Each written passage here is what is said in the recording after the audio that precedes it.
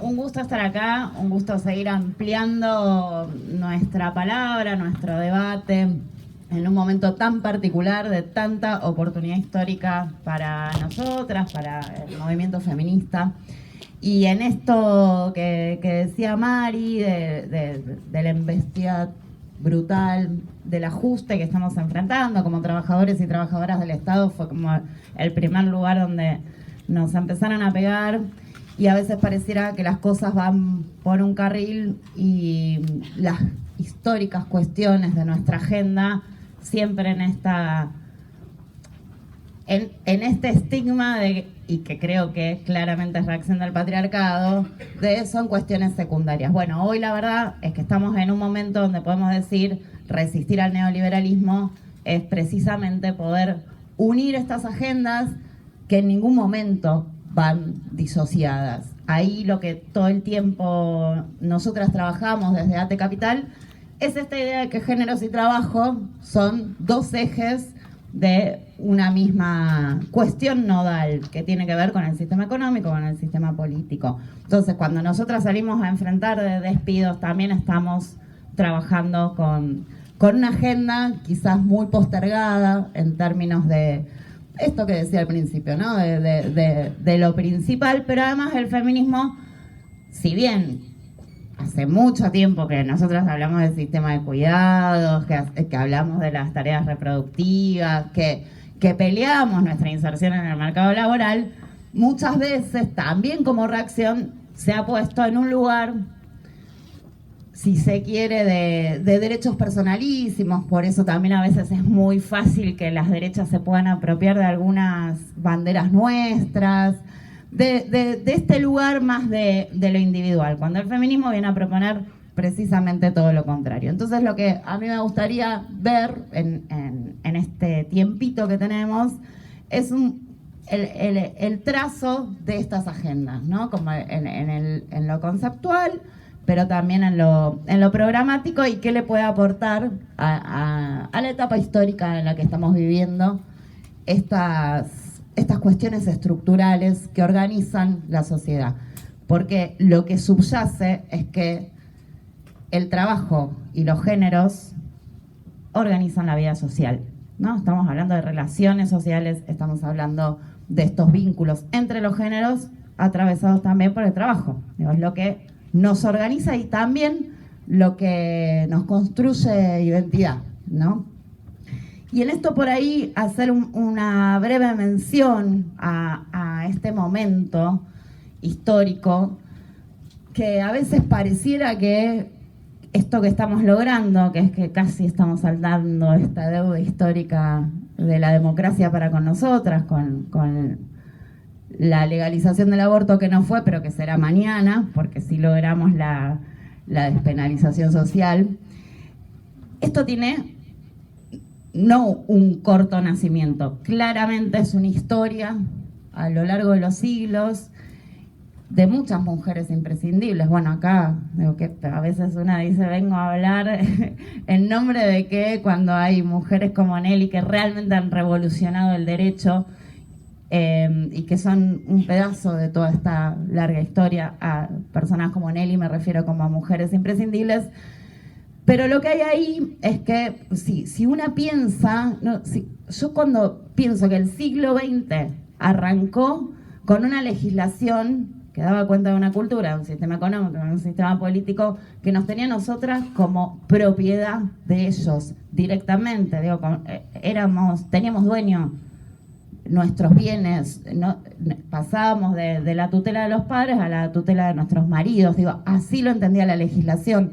Y en cuanto a la legislación laboral, ahí donde nosotras siempre estuvimos en el mercado laboral, pero siempre estuvimos en diferencia, la legislación siempre también lo que tendía a hacer era cuidar este lugar de lo reproductivo, cuidar la maternidad como núcleo de la sociedad.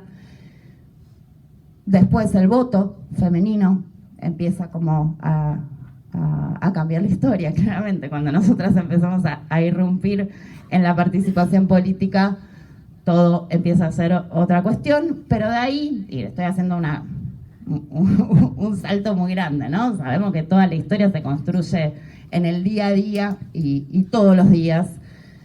A la apertura democrática, ahí por ahí Nelly, lamento no haber podido llegar antes, por ahí Nelly ya hizo este recorrido, pero la ley de divorcio, la patria potestad y la ley de cupo en la participación política, a partir de que nosotras estamos en los parlamentos, ahí viene, a mi criterio, una gran aceleración de esta revolución normativa y esta ampliación de derechos en contexto de ajuste, ¿no? Como siempre es complejo pensar este avance y estos retrocesos para el conjunto de la población, porque yo, y adelanto la conclusión, creo que no hay posibilidad de nosotras seguir conquistando si no es en función de un proyecto político que libere al conjunto, ¿no? Como esto es clave. Pero bueno, están estas contradicciones permanentes que cuando se sanciona la ley de cupo viene una serie de conquistas.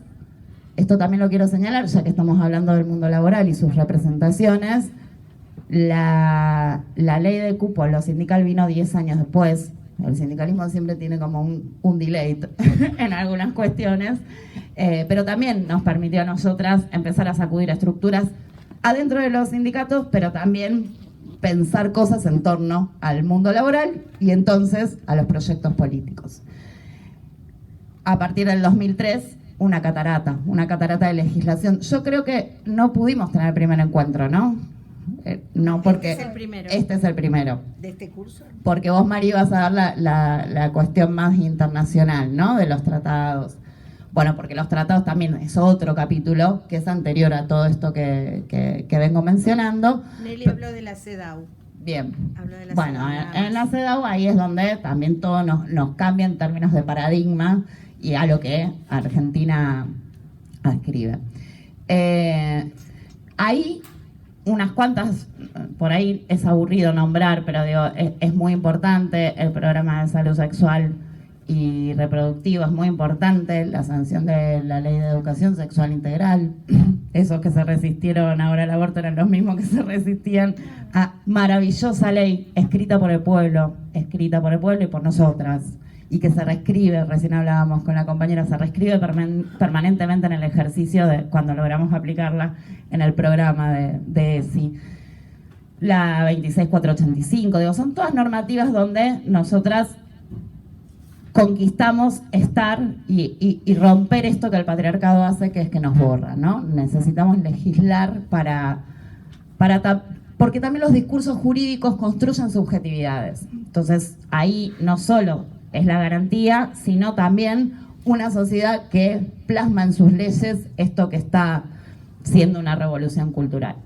La 26485, la de erradicación de violencia, la de matrimonio igualitario, la ley de identidad de género que nos corrió el horizonte de lo posible a toda la población, porque ahí hasta los cuerpos pueden ser elegidos, digo, entonces nos trastoca absolutamente todo en esto que el sistema de relaciones desiguales y de poder entre los géneros viene a ser lo natural, lo dado, ¿no? Y la ley de identidad de género creo que nos alumbró en esta posibilidad de migrar, en esta posibilidad de que ya no hay un predicativo que te dice sos, ¿no? Entonces rompemos la dicotomía, bueno, tu violencia puede ser deconstruida, también hay otra posibilidad de ser lo masculino, otra posibilidad de ser lo femenino. Empezamos a cuestionar un montón de cosas de la mano de un sistema económico que crecía, digo, lo estamos viendo ahora, nos guste o no nos guste el cómo del modo capitalista, crecía, 6 millones de puestos de trabajo, indiscutible, teníamos una informalidad galopante, digo, un montón de cosas que una puede criticar, pero toda esta normativa acompañada de un pueblo que avanzaba en inclusión social. Eso replicaba en leyes concretas que yo digo, fue el tiempo de la revolución normativa, porque nosotras veníamos peleando, por eso retomo esto de principio del siglo, ¿no? Porque nosotras veníamos en soledad, quizás sin esta clave política que logramos ahora, veníamos peleando por todas estas cuestiones. Y otras 3 políticas muy importantes que yo quisiera señalar, que ya no son, porque también el título era políticas públicas, ¿no? Sí. Y sociales y económicas en torno a a la inclusión social sería. Y a la igualdad. Y a la igualdad, obviamente. Es que no hay inclusión social sin igualdad. Por ahí también hay que replantearse algunas ideas en torno a eso. El sistema previsional, realmente una gran política de garantías para el pueblo, la seguridad social como ese lugar de la comunidad organizada, ese lugar de lo solidario, ese lugar de garantías que tiene que ver con la vida laboral, pero sobre todo, si ustedes van a los datos de quienes se incluyeron en el sistema previsional, fuimos las mujeres, en una gran política de reconocimiento ¿de qué? De esa tarea gratis, de esa tarea no valorizada que es la reproducción. Las mujeres que no nos podemos jubilar dedicadas a estos trabajos invisibilizados, pudimos incluirnos en el sistema previsional tristemente rematado y remató el futuro de la Argentina en estos momentos trágicos que estamos viviendo. Pero bueno, hay que ser conscientes que ayer nomás teníamos esto para poder recuperar.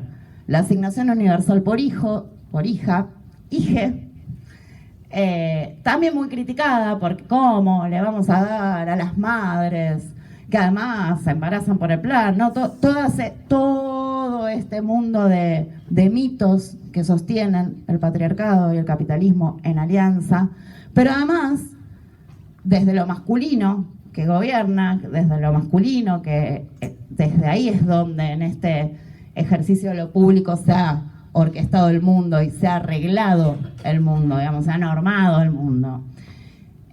Lo que se decía de la asignación universal por hijo era, no, bueno, pero eso reproduce que las mujeres son madres. Bueno, pero les pone plata en la billetera, porque además la realidad es que sí lo somos. La realidad es que sí nos encargamos de todos esos cuidados. Bueno, una gran política de género.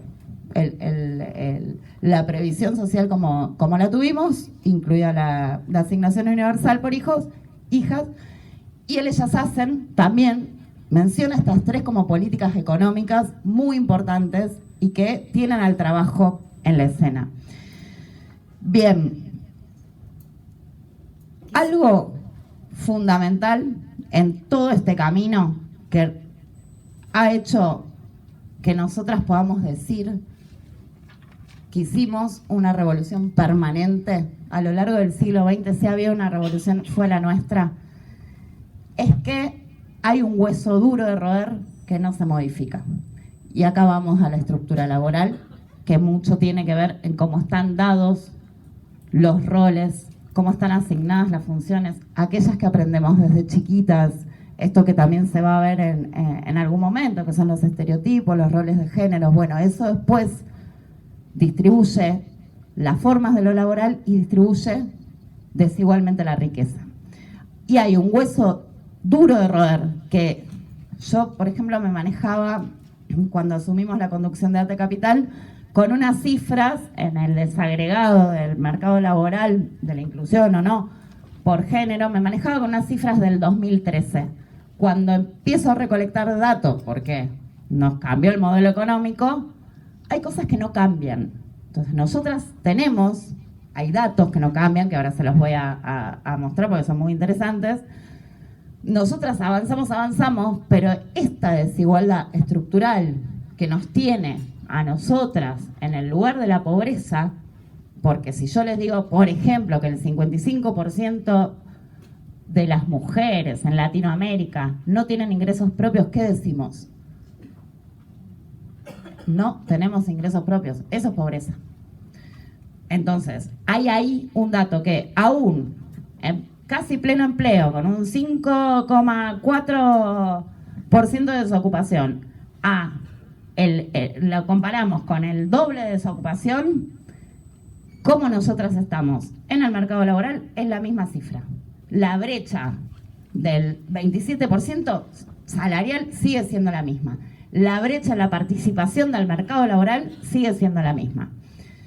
Entonces, acá hay algo estructural que la modernidad vino a acentuar fuertemente. El patriarcado, por supuesto, es anterior al capitalismo, pero que el capitalismo en alianza con el patriarcado viene a acentuar una forma de dominación y una forma de distribuir la riqueza. Y esto es lo que llamamos la división sexual del trabajo. Los roles de lo masculino en lo productivo, las mujeres en lo reproductivo. Las mujeres tajantemente en el espacio privado, en la esfera de lo privado, los hombres en las tareas de la producción, en las tareas de lo público, ahí donde se decide el destino del conjunto. No es menor, no es menor.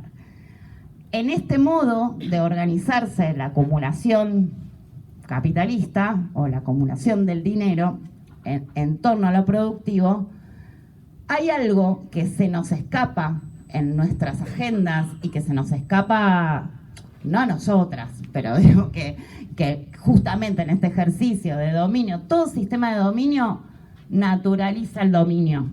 Entonces, en lo que hemos aprendido a naturalizar, que porque somos mujeres, somos las cuidadoras, bueno, lo que hay ahí, lo que subyace todo el tiempo, es una acumulación, una apropiación de nuestra fuerza de trabajo, que son estas tareas reproductivas no reconocidas, no valorizadas en plata. Esa base de ese trabajo gratis que nosotras realizamos es lo que permite la explotación del mundo, ¿no? Yo siempre uso esta imagen de aseamos y cuidamos al mundo, nuestros hijos, nuestras hijas, las personas mayores, pero también cuidamos que la rueda siga funcionando, porque sin esa tarea esencial para la vida, que es la transformación del alimento, que es la limpieza del baño, que es la ropa, sin eso no existe esa otra tarea. Vieron que cuando largamos este primer paro, también muy interesante que ese gran movimiento de mujeres ha utilizado la herramienta del sindicalismo para poder mostrar toda esta trama de desigualdad. Cuando nosotras largamos ese primer paro, decíamos que... El paro de mujeres. Sí, el paro de mujeres. Una muy clavada ahí, ¿no? Sí, claro, y encima Ate que hace paro todos los días, aclárame qué paro es. Cuando largamos, no me acuerdo si fue en el primero o en el segundo, pero decíamos, si nosotras paramos, se para el mundo. Sí. En el primero empezó, porque justamente de ese grito del 2015, del Ni Una Menos, que fue ese grito frente al horror de un femicidio, el horror que una sociedad ya no podía tolerar, de la mano de una democracia que nos había democratizado y nos había puesto, por lo menos nos interpeló en esta participación colectiva, fuimos a ese límite y todo el mundo se sacó la foto, porque sí, la violencia es fácilmente reconocible en un femicidio. Ahora, ¿qué es lo que habilita al femicidio? ¿Cuál es la trama de esas violencias cotidianas? ¿Qué es lo que habilita la violencia cotidiana? Más allá de los paradigmas, ¿no? de lo cultural. Bueno, hay una trama de lo económico y esa trama es la trama laboral. Esta división sexual del trabajo que nos pone a nosotras en posición diferente frente al mercado laboral. Por ende, a la independencia económica. Entonces, la violencia no podemos no pensarla desde lo económico. Y viceversa también, ¿no? Y eso fue lo que pudimos poner en la calle masivamente, colectivamente, y en clave política.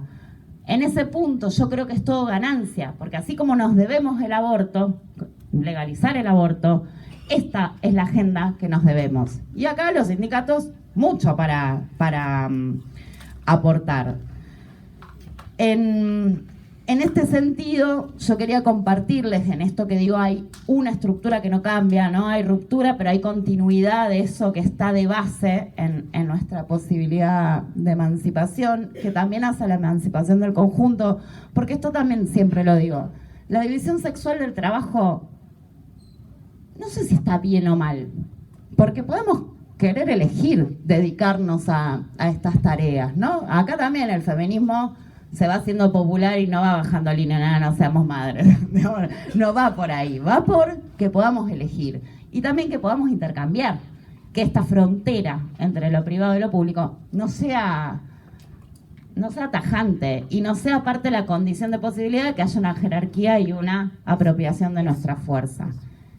Y además, invitarlos a los varones a que también estén en esa... Porque además, yo acá hago un paréntesis de lo netamente económico, ¿no? Pero hay una dimensión de lo humano, ahí en ese cuidado, que también es del otro. No solo es hacerse cargo de que una ocupa un lugar en el mundo, un lugar físico, ¿no? Y que eso es responsabilidad de cada cual, sino que además hay algo muy de la afectividad, de saber que un ser humano, ¿cuál es la característica del ser humano? Que somos sociables, que somos a través de los otros, de las otras.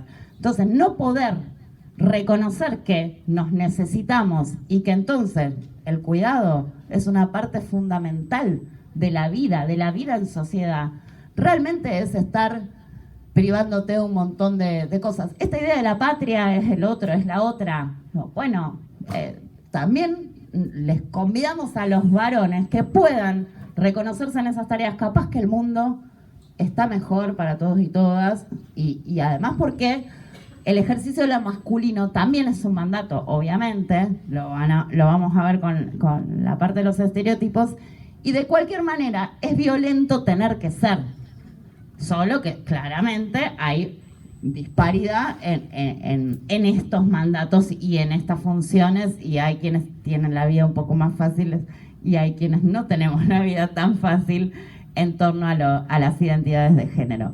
Pero bueno, cierro el paréntesis como una... También para poner al feminismo en este lugar de que nos convida a todos y a todas un mundo donde quepan todos los mundos, ¿no? Y donde podamos intercambiar, donde no haya marca de género, donde podamos ser, donde no tengamos que ser de determinada manera para sostener, ¿qué? Un sistema de dominio, ¿no? Que nos tiene a nosotras en el lugar de... Pero que finalmente nosotras también reproducimos, nosotras también somos ese patriarcado suave que dice Bourdieu, pero los varones también son cortados por el mismo patrón. Y muchas veces querés ser otra cosa. Bien, esto en el mundo laboral, que cuando una representa a trabajadores y trabajadoras, es muy importante que lo podamos ver. Cuando estamos en el ejercicio de la política, también, porque tenemos la responsabilidad de pensar sistemas inclusivos. En esta división sexual del trabajo, y como digo que estamos en posición diferente, y esto que decía, no está ni bien ni mal la división sexual del trabajo, el tema es que produce y reproduce pobreza para los pueblos del mundo. Los números son tremendos. Es muy tarde para que les tire cosas, la realidad, ¿sí?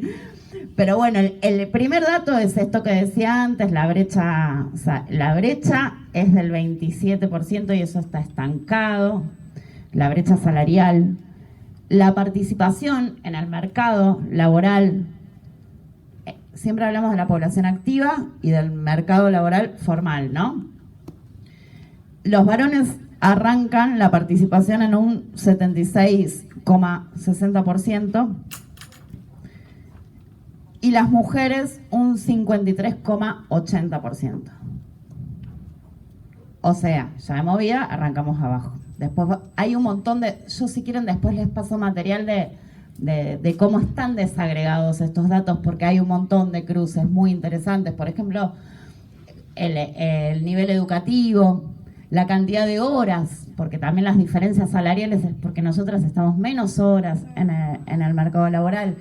El nivel educativo influye, pero hay un gran mito ahí, por eso está bueno ver todos los datos juntos. Por ejemplo, bueno, tenemos que estudiar, primero que, otra vez, en estas dobles jornadas o triples jornadas, es muy difícil que nosotras nos dediquemos al estudio, pero además, cuando vamos a los datos, por supuesto que los niveles educativos hacen a mayor inserción laboral en general, pero cuando vamos a los datos desagregados por género, no es el dato que nos agrega mayor participación en el mercado laboral si tenemos más o menos estudios. Eso mucho no varía. Varía cuando lo cruzamos con el tema de los cuidados.